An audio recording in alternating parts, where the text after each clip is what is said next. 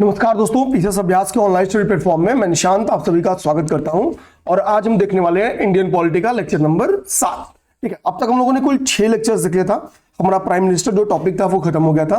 कल जो prime minister का हमारा मतलब जो लास्ट टॉपिक हमारा चला था उसमें हमने क्या देखा था, प्रधानमंत्री की कार्य एवं शक्तियां, ये सारी चीजें हमने देख लिया था। तो प्राइम मिनिस्टर तक हमारा टॉपिक इसका खत्म हो चुका है। अब इसके बाद से हम करेंगे केंद्रीय मंत्रिपरिषद। और जब केंद्रीय मंत्रिपरिषद की क्लास आज डिटेल में समझ लेंगे, क्योंकि यहां से प्रश्न बन के आते रहे हैं और आते रहेंगे, वो चाहे यूपीएससी का पेपर हो या फिर स्टेट पीएसएस का पेपर हो। तो ये वेरी इंपॉर्टेंट टॉपिक है, पूरी संभावना रहती है यहां से क्वेश्चन बन के आने की। देखो, इंडियन पॉलिटी जिस दिन बोलूंगा खत्म हो गया, इसके बाहर आप एग्जाम देने जाना, सिंगल क्वेश्चन नहीं जाएगा। इतनी डिटेल में क्लास लेके चलूंगा। हम जो हिस्ट्री की अभी मेडुअल आपकी बचा के रखे हैं वो भी कराएंगे। मेरा पूरा उद्देश्य है कि जब तक आपकी परीक्षा आए, जीएस से आपका डर खत्म हो जाए। ठीक, तो इस बात के लिए आप पूर्णतया एकदम निश्चिंत रहना है। ठीक, ध्यान देना, जो हम लोग अभी यूपीआरओ के लिए मास्टर क्लास स्टार्ट किए हैं, तो मास्टर क्लास का हमारा उद्देश्य ये नहीं है कि आपको भर भर के नॉलेज देना। मास्टर क्लास का हमारा उद्देश्य ये है कि जो हमारी कोर एरियाज हैं यूपीआरओ की, उन जगहों पे जाके बेहतरीन काम कराना, ताकि वो होता है ना कि थोड़ा सा जानकारी के अभाव में वो 5-7 क्वेश्चन से लोगों का प्रीलिम्स रुक जाता है, वो दिक्कतें ना आए। वो दिक्कतें ना आए तो एज अ टीचर हमको नीड पता होती है कि भाई कहां पे जाके काम करना आवश्यक होता है। तो हम 70 से 80 क्लासेस के माध्यम से वो आपकी जरूरत खत्म करेंगे। ठीक है, तो बहुत डिटेल में। अच्छा, क्लास की लेंथ भी वहां पे 1 घंटे प्लस रहेगी। ठीक, जैसे अभी मैंने अपनी हिस्ट्री के 12 लेक्चर्स का लेक्चर प्लान शेयर कर दिया है। आप एक बार जाके उस लेक्चर प्लान को जरूर देखना। रमन सर ने अपनी सामान्य बौद्धिक क्षमता के 15 क्लासेस के लेक्चर प्लान को शेयर कर दिया है। हमारा रमन सर ने भी बोला कि हम मैक्सिमम प्रैक्टिस कराने पे जोर देंगे। हम 1.5 घंटे, 1 से 1.5 घंटे, 1 घंटे के ऊपर नॉर्मली क्लासेस रहेगा, क्योंकि एक क्लास में हमने मल्टीपल टॉपिक्स को शामिल किया है। तो जाहिर सी बात है कि आप शायद स्वतः उतनी चीजें 1.5 घंटे में ना खत्म कर पाओ जो मैं आपको खत्म करा दूंगा। और हर एक जितनी आपको पढ़ाऊंगा उन चीजों की बाइलिंगुअल नोट्स भी आपके हाथ में प्रोवाइड करा दूंगा। ठीक है, तो कहीं किसी को मेरे भाई दिक्कत नहीं आएगी। ठीक, आप एकदम निश्चिंत भाव के साथ हमारे साथ जुड़ सकते हो। हाँ, एक चीज जरूर कहूंगा, अगर आप यूपीआरओ दे रहे हो, अगर आप यूपी पीसीएस दे रहे हो, तो प्रैक्टिस हमेशा जरूरी होती है। तो आप प्रैक्टिस करते रहो, टेस्ट देते रहो। टेस्ट देने के लिए ये जरूरी नहीं है कि आप पढ़ो, मतलब पढ़ के टेस्ट दो कि भाई हम पहले याद कर लेंगे, तैयार कर लेंगे, फिर टेस्ट देंगे। आप अपनी प्रोसेस को, तैयारी वाला जो है पढ़ने का, वो करते चलो, लेकिन टेस्ट जो है वो देते चलो, प्रैक्टिस करते चलो। ठीक है, इसमें ब्रेक मत लगाओ। आपको पता रहेगा यार, ठीक है, मैंने जब सिलेबस को कंप्लीट नहीं किया था, XYZ टॉपिक नहीं पढ़ा था, फिर मेरी परफॉर्मेंस यहाँ पे थी। अभी मैंने अच्छे से कर लिया तो मेरा परफॉर्मेंस यहाँ पे है। वो गैप्स पता रहेगा। प्रैक्टिस बहुत जरूरी है। हर बार बोल रहा हूं, बार बार बोल रहा हूं, करते चलना। यहां तक हमने कर लिया था। यहां से हमारा स्टार्ट होता है लेक्चर 7। लेक्चर 7। अच्छा, आप सब एक बार वीडियो के कमेंट में जरूर बताया करो कि भाई चीजें समझ में आ रही हैं, कहीं ऐसा तो नहीं जल्दीबाजी में चीजें खत्म हो रही हैं। जल्दीबाजी में तो नहीं चलनी है, और मैंने ध्यान भी रखा है कि अच्छे से चीजें कंप्लीट हो। अच्छा, आप देखो, इंग्लिश मीडियम के लोग को भी ऐसा नहीं कि कहीं दिक्कत आ गई। मैंने जितनी भी इंपॉर्टेंट चीजें सबकी इंग्लिश ट्रांसलेशन करके बैठा हूं। नॉर्मली जो नहीं करता हूं वो बहुत सिंपल चीज होती है, वो समझ आधारित चीज होती है। और यूपीआरओ जैसी परीक्षा में भैया, अगर आरओ आप लोग दे रहे हो यूपी पीसीएस में, मतलब यूपीपीएससी के एग्जाम में, तो जाहिर सी बात है कि फिर हिंदी तो चाहिए, मतलब फिर तो मतलब चाहिए ही चाहिए, कंपलसरी बन जाती है। तो धैर्य के साथ, कोई दिक्कत की बात नहीं है, सबको समझ में आएगा। स्टार्ट करते हैं द काउंसिल ऑफ मिनिस्टर, केंद्रीय मंत्रिपरिषद। अब देखो, सबसे पहली बात हमारे लिए क्या होता है कि सर, हम जब अभी आम चुनाव हुआ, नया लोकसभा का गठन हुआ, तो हमारे लिए क्या होता है कि भाई कौन मंत्री बनेगा। देखते कौन कौन सी पार्टी को कौन कौन सा विभाग, कौन कौन सा मंत्रालय बनता है, कौन मंत्रिपरिषद का हिस्सा बनेगा, कौन मंत्रिमंडल का हिस्सा बनेगा। एक नॉर्मली हमारे दिमाग में आती हैं चीजें। तो समझो, एक तो हमारे दिमाग में जो मंत्रिपरिषद टर्म्स है, और दूसरा जो मंत्रिमंडल है। तो सर, इन दोनों के बीच में डिफरेंस क्या है, मंत्रिपरिषद क्या होती है और मंत्रिमंडल क्या होती है। पहली बात देखिए, क्या संविधान में, क्या मंत्रिपरिषद संवैधानिक निकाय है। अगर सिंपल आपसे क्वेश्चन पूछ के स्टेटमेंट में या स्टेटमेंट में दे दे कि मंत्रिपरिषद एक संवैधानिक निकाय है, तो आंसर आएगा यस। क्यों? क्योंकि आप देखो, आपके कॉन्स्टिट्यूशन में, आपके संविधान में इससे संबंधित प्रावधान है। मंत्रिपरिषद टर्म्स का उल्लेख आपके 2 आर्टिकल्स में किया गया है, अनुच्छेद 74 में भी और अनुच्छेद 75 में भी। आर्टिकल 74 क्या, 75 क्या, अभी हम लोग आगे देखेंगे। अभी दिमाग में बस इतना रखो कि आर्टिकल 74 और 75 इन दोनों ही जगहों पे मंत्रिपरिषद की चर्चा की गई है। ध्यान देना, अगर हम लोग अपने मूल संविधान की बात करें, ठीक है, तो उसमें कहीं मंत्रिमंडल वर्ड का चर्चा नहीं था, मंत्रिमंडल वर्ड का चर्चा नहीं है। लेकिन आर्टिकल 352 अनुच्छेद 352 में आपके मंत्रिमंडल की चर्चा मिलती है। बाद में इसको जोड़ा गया है, मंत्रिमंडल वर्ड आपके मूल संविधान में शामिल नहीं था। ये चीज हमेशा अपने दिमाग में रखना कि आपके मूल संविधान में ये वर्ड शामिल नहीं था, इसको बाद में क्या किया गया, इसको बाद में ऐड किया गया है। ठीक है, तो ये चीज हमारे दिमाग में रहेगी और हमको कहीं दिक्कत नहीं आएगी। अब आप एक चीज पूछ सकते हो, ध्यान देना, यहाँ पे आप ये पूछ सकते हो कि सर जब ये मूल संविधान में नहीं था, इसको बाद में जोड़ा गया, तो कब जोड़ा गया? तो भैया सिंपल सी बात है, ज्यादा जो मंत्रिमंडल वर्ड देखने को आपको मिलता है, तो आपको जो 44th कॉन्स्टिट्यूशनल अमेंडमेंट हुआ है, 44वां जो कॉन्स्टिट्यूशनल अमेंडमेंट हुआ है, वहां पे मैंने आपको पढ़ाया भी था, ठीक है, 1978 में, 1978 में ये हुआ था। ठीक है, तो उसमें एक वर्ड हम लोग जब आर्टिकल 352 पढ़ते थे तो उसमें क्या बोले हैं कि होगा क्या कि राष्ट्रपति आपातकाल की उद्घोषणा तभी करेगा जब संघ का मंत्रिमंडल उसे लिखित रूप में ऐसा करने के लिए संसूचित करे। यानी क्या है, 44th कॉन्स्टिट्यूशनल अमेंडमेंट के तहत हमने जब आर्टिकल 352 में कुछ चेंज किया तो क्या बोला कि भैया कि कोई राष्ट्रपति कब क्या करेगा, राष्ट्रीय आपातकाल की उद्घोषणा तब करेगा जब क्या हो, मंत्रिमंडल इस बात की लिखित सूचना दे। जानना, जब मंत्रिमंडल इस बात की लिखित सूचना दे, तो यहीं पे पहली बार आपका मंत्रिमंडल वर्ड यूज हो जाता है। मंत्रिमंडल वर्ड कब बनता है, तो अनुच्छेद 352 में, यानी 1978 के पहले आपका मंत्रिमंडल वर्ड आपके कॉन्स्टिट्यूशन में कहीं भी नहीं था। ठीक, अब बात आती है कि सर कितनी बार इस वर्ड का यूज किया गया आपके कॉन्स्टिट्यूशन में। तो देखो मैंने एक तो लिख दिया है कि मूल कॉन्स्टिट्यूशन में, ठीक है, जब संविधान हमारा तैयार हुआ या बिफोर 1978 के लिए, तो ये कहीं मेंशन नहीं था। अब बात देखिए सर कितनी बार यूज किया गया है, तो आर्टिकल 352, ठीक है, 3 में क्या बोला है, 2 टाइम्स इस वर्ड का यूज किया गया है, 2 टाइम्स, 2 बार इस वर्ड का प्रयोग किया। थोड़ा फैक्चुअली क्वेश्चन बनेगा तो यहां से बन सकता है। आगे बात समझ में, यहां पे अब आते हैं। देखो जब मंत्रिपरिषद की आप बात करते हो तो मंत्रिपरिषद क्या है, मंत्रियों के समूह को, ठीक है, द ग्रुप ऑफ मिनिस्टर्स, मंत्रियों के समूह को क्या कहते हैं हम लोग, बेसिकली मंत्रिपरिषद कहते हैं।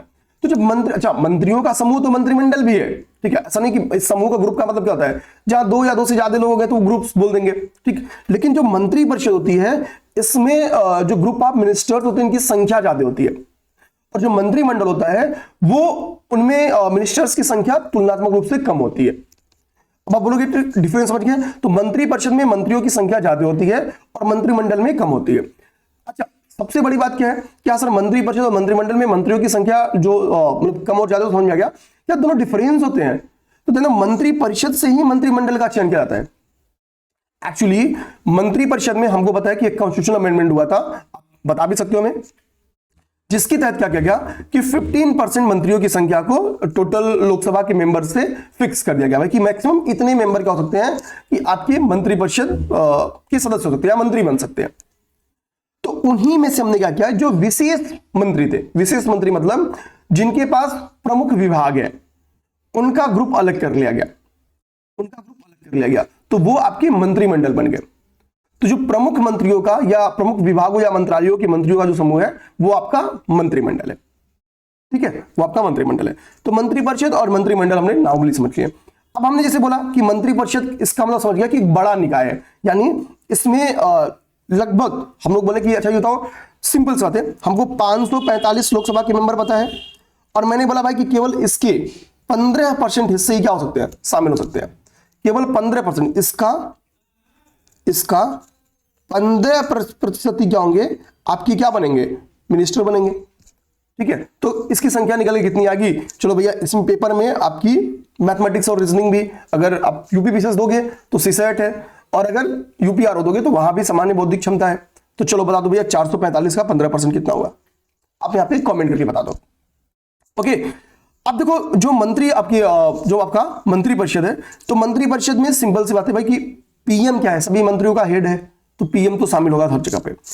इसके अलावा मंत्रिपरिषद में आपके स्वतंत्र प्रभार के राज्य मंत्री शामिल होते हैं, सामान्य राज्य मंत्री शामिल होते हैं, और उप मंत्री भी शामिल होते हैं। किसमें? मंत्री परिषद में। ध्यान देना, तो मंत्री परिषद में जो है, मंत्री परिषद में आपके क्या है, तो मंत्री परिषद में आपकी कौन कौन से शामिल है? तो स्वतंत्र प्रभार के राज्य मंत्री, सामान्य राज्य मंत्री, उप मंत्री, ये सभी लोग आपके इसमें शामिल किए गए हैं। अब एक बार एक क्वेश्चन बन के आया हुआ है, ध्यान देना, मंत्रियों के डिवीजन के ऊपर। ठीक है, मंत्री आप मुझे टाइम दोगे? हाँ, यहां पे देखो, मैं आपको इस चीज को समझाता हूं यहां से।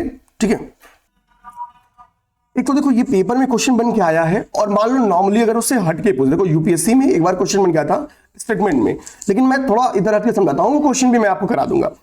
फॉर एग्जाम्पल आपसे मान लो पेपर में क्वेश्चन बोले, जैसे हमने क्या किया कि ये मंत्रियों की हमने श्रेणियां देख ली। ठीक है, हमने देख लिया कि भाई मंत्रियों को इन 4 श्रेणियों में वर्गीकृत किया गया है।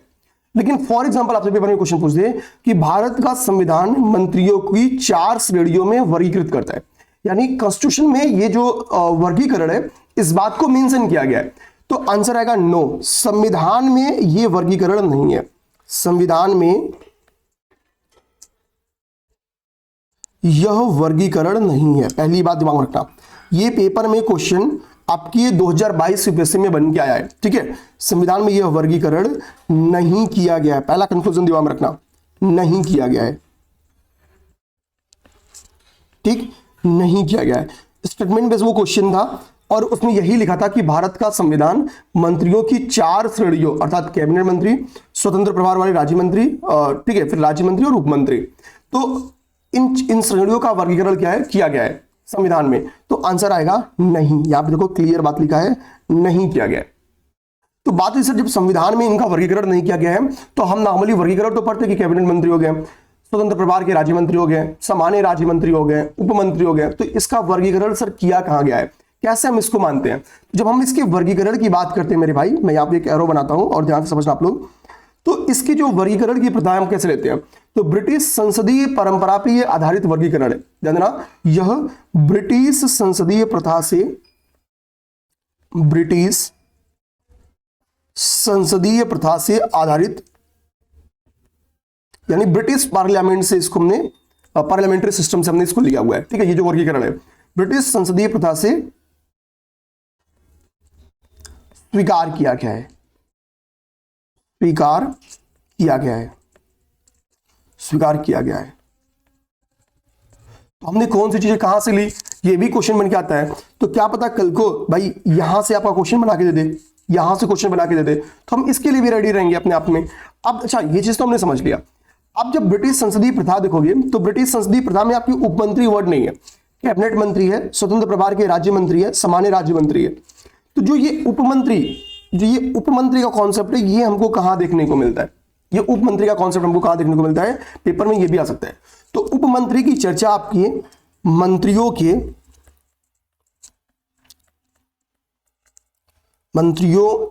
के वेतन और भत्ता,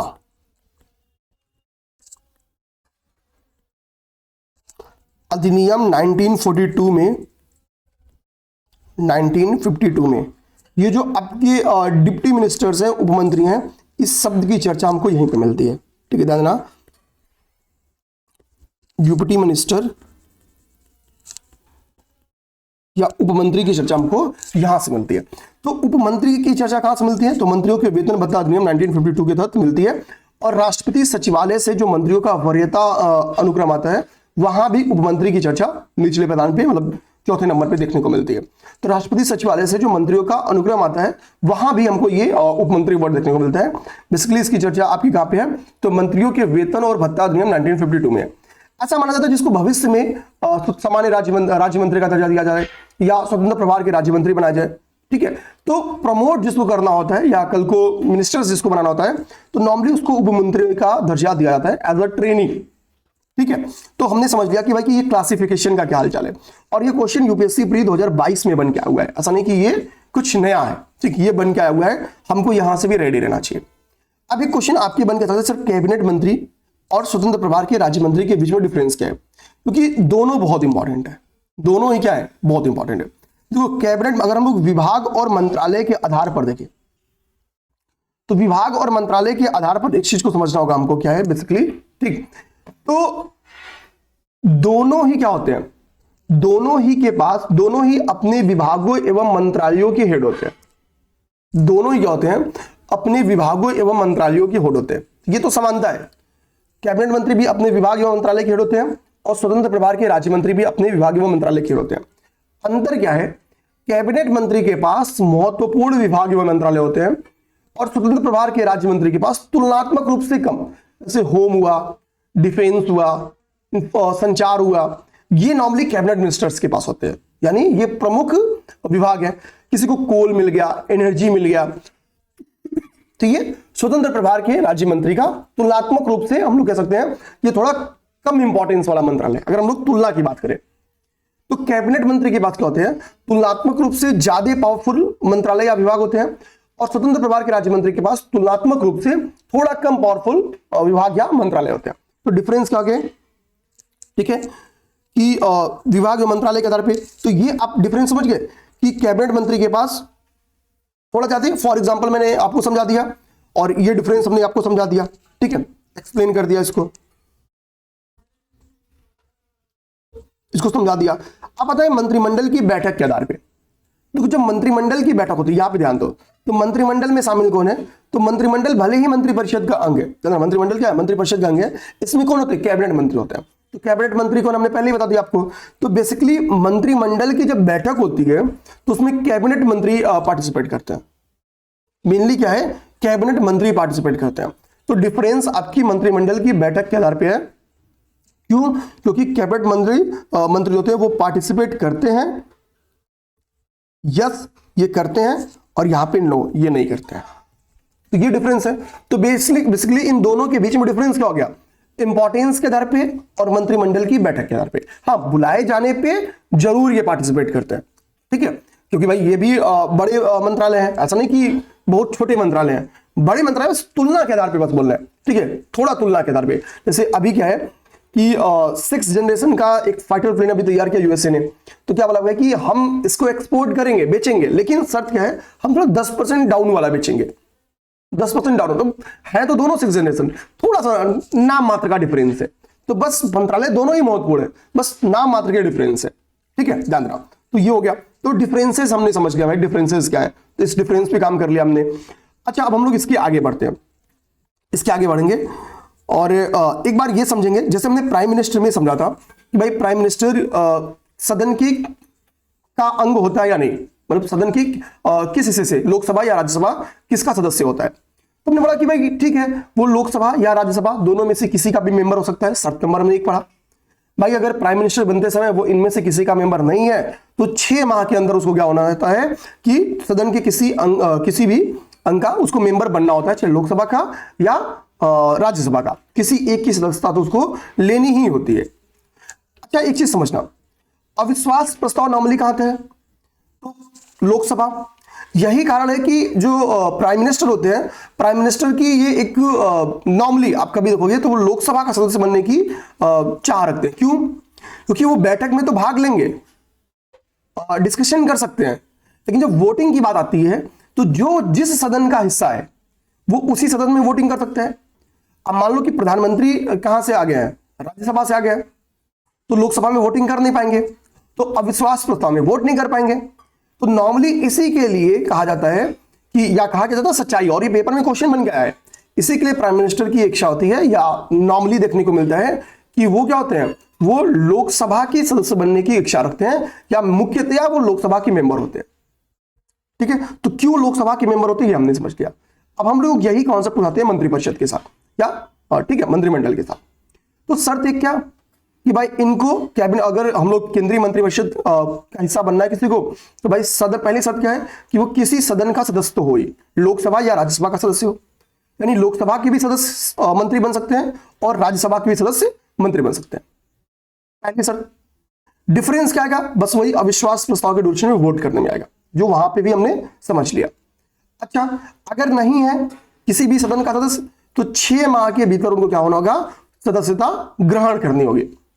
ये बात समझ में? 6 माह के भीतर उनको सदस्यता ग्रहण करनी होगी। तो ये पूरी की पूरी बात हमने समझा। अच्छा, अगर हम लोग मंत्रिपरिषद की जीवन काल की बात करें तो भाई 5 साल मैक्सिमम, और प्रधानमंत्री जैसे ही इस्तीफा देगा, हमने कल ही आपको बताया मंत्रिपरिषद के संदर्भ में उसकी कार्य शक्तियां, तो जैसे इस्तीफा देगा जीवन काल खत्म। ओके, अब हम लोग समझते हैं थोड़ा सा आर्टिकल 74(1) को समझते हैं, ठीक है। हालांकि कुछ बेसिक इंफॉर्मेशन इससे रिलेटेड हमने इसके पहले भी ले लिया है, उसमें कोई दिक्कत की बात नहीं है, बट थोड़ा सा समझने की कोशिश करते हैं, ठीक है। थोड़ा सा समझेंगे तो कह रहा है क्या कि राष्ट्रपति को उसके कर्तव्यों के निर्वहन में सहायता एवं सलाह देने के लिए, ठीक है, इंग्लिश वर्जन में मैंने लिख दिया है कि भाई कि राष्ट्रपति की उसके कर्तव्यों के निर्वहन में उसकी जो ड्यूटीज है उसका बहुत बढ़िया तरीके से उसका निर्वहन कर सके, इसके लिए क्या है कि ये प्रावधान किया गया है कि भाई एक मंत्रिपरिषद होगी जो सहायता एवं सलाह प्रदान करेगी, और उसका हेड कौन होगा, तो उसका प्रधान जो होगा, जो उसका हेड होगा वो प्रधानमंत्री होगा, ठीक है। थोड़ा सा यहाँ पे टाइपिंग एरर है, जिसका हेड प्रधानमंत्री होगा, ठीक है। तो ये मंत्री में काट देता हूं, यहाँ पे लिखता हूं जिसका प्रधान पीएम होगा, प्राइम मिनिस्टर होगा, ओके। तो 74 क्लॉज 1 हमने पहले से देखा हुआ है, समझा हुआ है, ये भी देख लिए। अब यहाँ पे क्या लिखा है, इसका अर्थ है कि कार्यपालिका क्या है, वास्तविक प्रमुख होती है। और कार्यपालिका का जो वास्तविक प्रमुख होता है वो कौन होता है, प्राइम मिनिस्टर होता है। क्यों, क्योंकि मंत्रिपरिषद का हेड कौन है, प्राइम मिनिस्टर है, और सलाह मानना किसको है, राष्ट्रपति को। तो ये क्या है, ये बेसिकली एक संवैधानिक प्रमुख है। कौन, राष्ट्रपति क्या है, तो राष्ट्रपति क्या है, एक संवैधानिक प्रमुख है। ये चीज हमको समझ में आनी भी थी और हमको पता भी था, ये सिंपली हमको पता था। यूपीएससी ने एक बार क्वेश्चन या पीसीएस में भी क्वेश्चन बन के आ सकता है। बेसिकली अगर मान लो आपसे क्वेश्चन पूछता है, चलो मैं यहां पे लिखता हूं, एक स्टेटमेंट में लिखता हूं, आपको यस या नो में बताना है, ठीक है, कि राष्ट्रपति यानी प्रेसिडेंट गवर्नमेंट ऑफ इंडिया की, भारत सरकार की, ठीक है, भारत सरकार का कार्य, ठीक है, या हम लोग यहां पे लिखते हैं भारत सरकार की, को मिटाता हूं, सिंपल लैंग्वेज लिखता हूं, ठीक है, कि भारत सरकार की समस्त कार्रवाइयां, भारत सरकार की समस्त कार्रवाइयां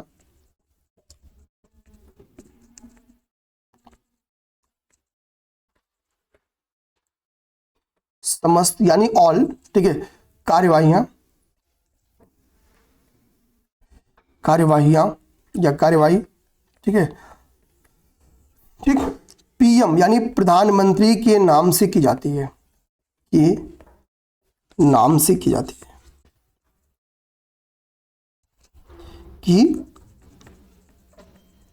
जाती है। मान लो आपको ये क्वेश्चन आपसे पेपर में पूछे, ठीक है, स्टेटमेंट में दे दे, तो आप क्या करोगे इसमें, मान लो आपके पास एक ऑप्शन है भाई कि यस, हाँ, और एक ऑप्शन आपके पास नो या ना। अब यहां पे हमने क्या पढ़ा कि भाई जो प्रधानमंत्री है वो वास्तविक प्रमुख है, हमारे दिमाग में तो ये रहेगा, और राष्ट्रपति क्या है, संवैधानिक प्रमुख है, ठीक, एक राष्ट्राध्यक्ष है तो दूसरा शासनाध्यक्ष है। अब समझो मेरी बात, तो कह रहा है कि राष्ट्रपति, भारत सरकार की समस्त कार्रवाइयां पीएम के नाम पे की जाती है, पीएम के नाम पे की जाती है। तो संवैधानिक प्रमुख चूंकि कौन है, राष्ट्रपति है, तो जाहिर सी बात है कि पीएम के नाम पे नहीं की जाती है, ये राष्ट्रपति के नाम पे जाती है। और ये यूपीएससी में 2014 में ये क्वेश्चन बन के आया हुआ भी है, राष्ट्रपति के नाम से की जाती है।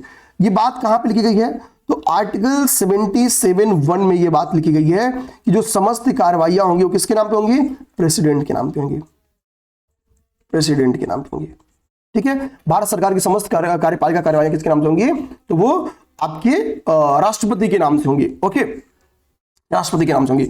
ये क्वेश्चन बन के ऑलरेडी आया हुआ है मेरे भाई, तो यहां से समझना बात को। अच्छा, एक चीज, अब हम लोग आते हैं 75 में, 75 को समझते हैं।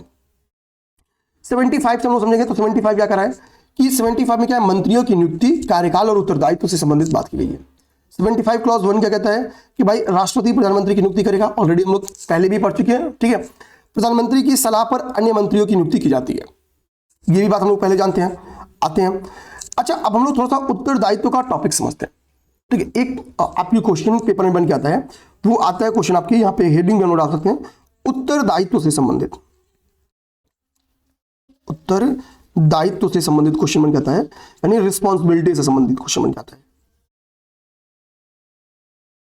ठीक है, रिस्पॉन्सिबिलिटी से संबंधित क्वेश्चन बन जाता है।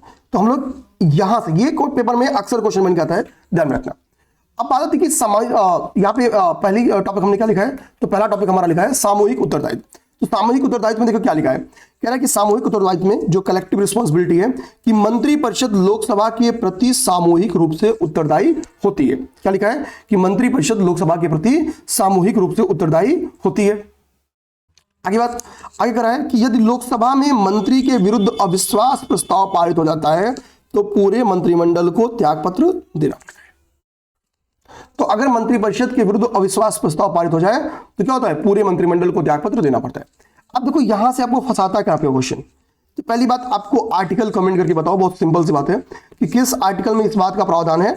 आर्टिकल 75 कि भैया कि मंत्रिपरिषद लोकसभा के प्रति सामूहिक रूप से उत्तरदायी होती है।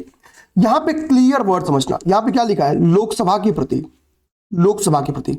पेपर में अक्सर आपको क्वेश्चन यहां पे ठीक है फंसा देता है, लोकसभा एवं राज्यसभा लिख देगा, ठीक है, या संसद लिख देगा। जैसे मैं आपको बोलूं तो एक बार पेपर में क्वेश्चन बन के आया है कि केंद्र में मंत्रिपरिषद संसद के प्रति सामूहिक रूप से उत्तरदायी होगी। ये स्टेटमेंट दिया है कि केंद्र में जो मंत्रिपरिषद होती है वो संसद के प्रति सामूहिक रूप से उत्तरदायी होगी। तो बेसिकली क्या ना कि लोकसभा वाले स्टेटमेंट की जगह वो क्या करता है, यहाँ पे संसद वर्ड लिख देगा, संसद वर्ड लिख देगा दंदरा, और ये वो आपसे इजीली गलत करा रहता है क्योंकि किसी ने 2013 में ऐसी गलतियां कराई है। ठीक, तो ध्यान रखना, तो लोकसभा के प्रति उत्तरदायी होता है ना कि संसद, क्योंकि जब संसद की बात करते हो आप लोग तो इसमें आपका लोकसभा के साथ साथ आपका राज्यसभा भी आ जाता है और राज्यसभा भी आ जाता है। ठीक है, एक बार यूपीपीसीएस ने भी क्वेश्चन दिया हुआ है और सेम क्वेश्चन को यूपीएससी ने भी दिया हुआ है। कथन कारण का वो क्वेश्चन था, होता है असर्शन रीजन के क्वेश्चन में अगर कथन और कारण में से कोई एक स्टेटमेंट हमने गलत पहचान लिया तो हमको इजीली आंसर मिल जाता है। तो यूपीपीसीएस ने 2021 में ये क्वेश्चन दिया हुआ था और सेम क्वेश्चन यूपीएससी की रिपीटेड थी 2006-7 के करीब में क्वेश्चन बन गया था। वो क्वेश्चन क्या था, तो कथन में लिखा था कि भारतीय संघ में जो मंत्रिपरिषद है वो संयुक्त रूप से लोकसभा और राज्यसभा दोनों के प्रति उत्तरदायी है, लोकसभा और राज्यसभा दोनों के प्रति उत्तरदायी है। यानी वो कहना क्या चाह रहा था इंडायरेक्टली कि संसद के प्रति उत्तरदायी है, स्टेटमेंट यही था। तो यानी यहां से ये वेरी इंपॉर्टेंट बात है, ध्यान देना हमको, वेरी इंपॉर्टेंट बात है, ये हमको दिमाग में रखनी होगी। ठीक है, ये बात कहां लिखी गई है, तो आर्टिकल 75(3) में।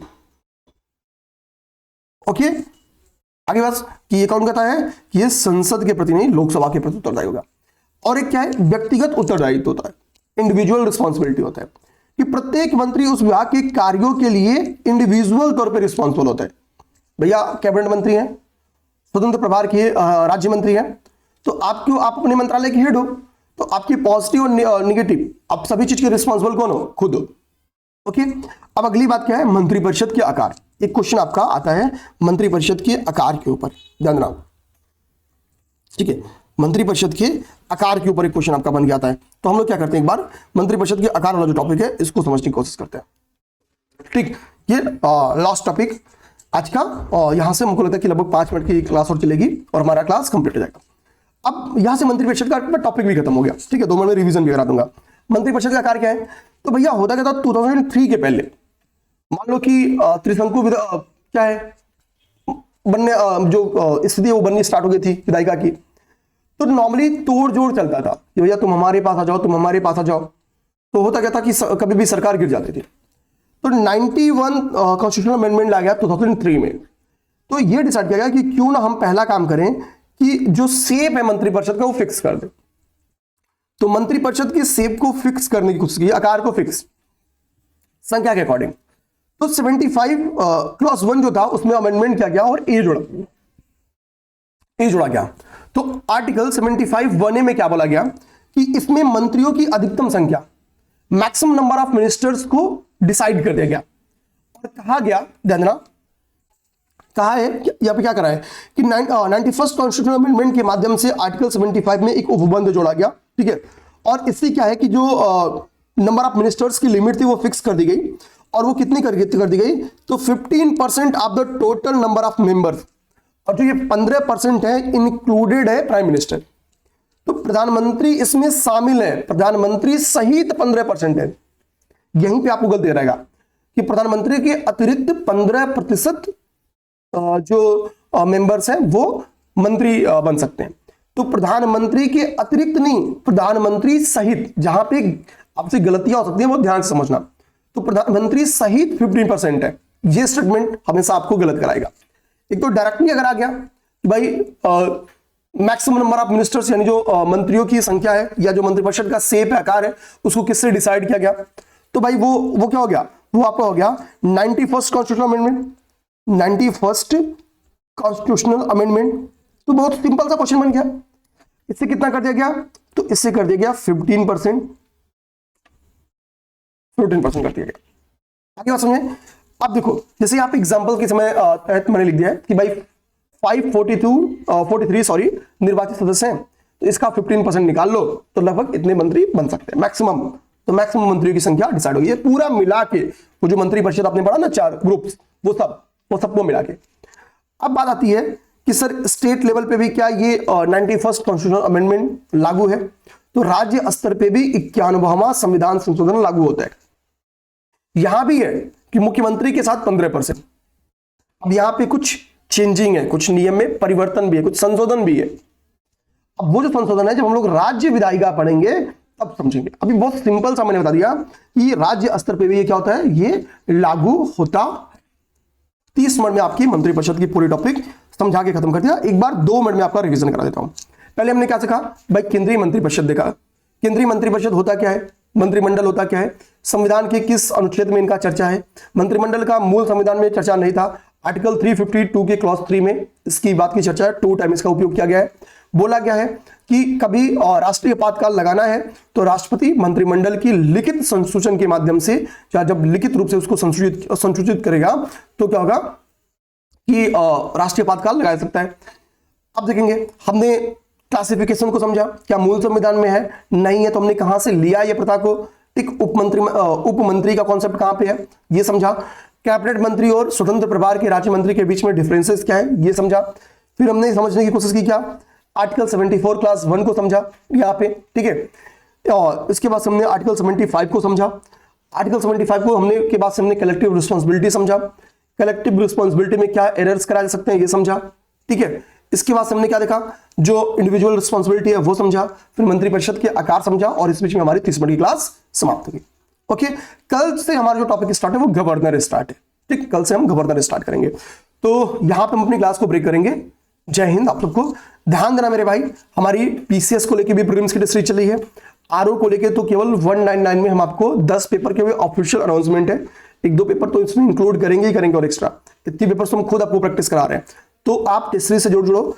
मास्टर क्लास से अगर आपको जल्द में रिवीजन करना है, आपको लगता है कि निशान सर, रमन सर आपको अल्टरनेट मेंटॉर प्रदान करें, तो आप उस ग्रुप से जुड़ सकते हो। हम जो अपनी प्लान है, वीकेंड प्लान है हमारा, क्या क्या चीजें हमको तैयार करनी चाहिए एक सप्ताह में, एक वो जो मैं करा रहा हूं, एक वो जो एज अ एस्पिरेंट आपको तैयार करना चाहिए, उन समस्त चीजों पे हम डिस्कशन करेंगे ताकि एग्जाम आने तक आपका संपूर्ण तैयारी हो जाए और किसी भी प्रकार से आपका रिजल्ट ना रुके।